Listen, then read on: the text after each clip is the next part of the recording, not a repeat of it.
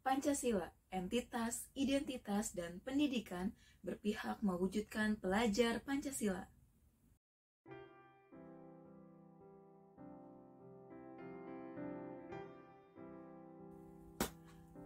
Pancasila disebut juga sebagai filsafat hidup berbangsa karena selain menjadi dasar negara, Pancasila juga memuat visi hidup berbangsa.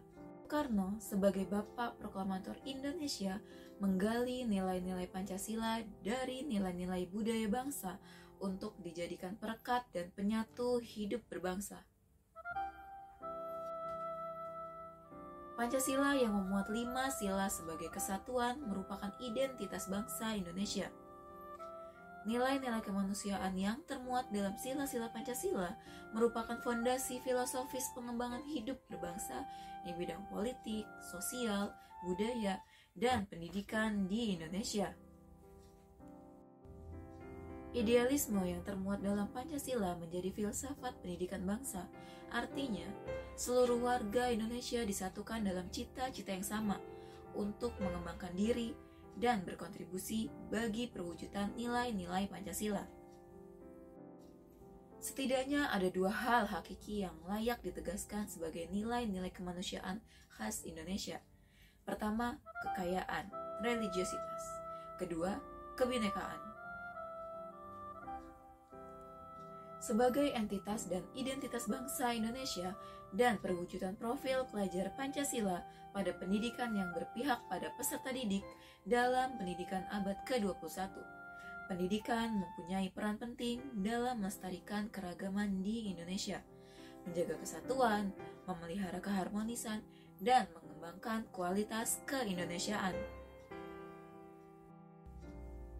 100 tahun yang lalu, jauh sebelum adanya konsep merdeka belajar yang diterapkan dewasa ini, seorang tokoh pilar bangsa yang bernama Ki Hajar Dewantara telah merumuskan sebuah konsep dan filosofis pembelajaran yang dimana sebagai upaya memerdekakan manusia.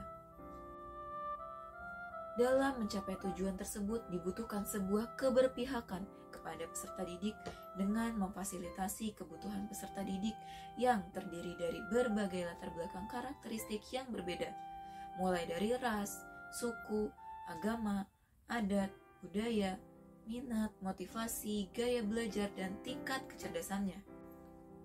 Setiap peserta didik mempunyai tujuan dan kemerdekaan belajarnya sendiri, serta lingkungan belajar yang diciptakan untuk menunjang inovasi dan kreativitas.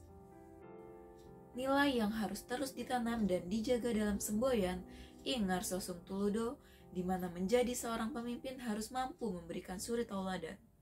Ing Madya Mangunkarso menjadi seseorang di tengah kesibukannya harus juga mampu membangkitkan atau menggugah semangat, dan Tutwuri Handayani, di mana seseorang harus memberikan dorongan moral dan semangat kerja dari belakang. Dengan landasan ketuhanan, keikhlasan, dan nasionalisme keindonesiaan yang diterapkan oleh semua komponen terkait, kita optimis peserta didik kita kelak akan menjadi generasi yang siap dalam pendidikan abad ke-21 dengan segenap komponen profil Pancasila yang menyertainya.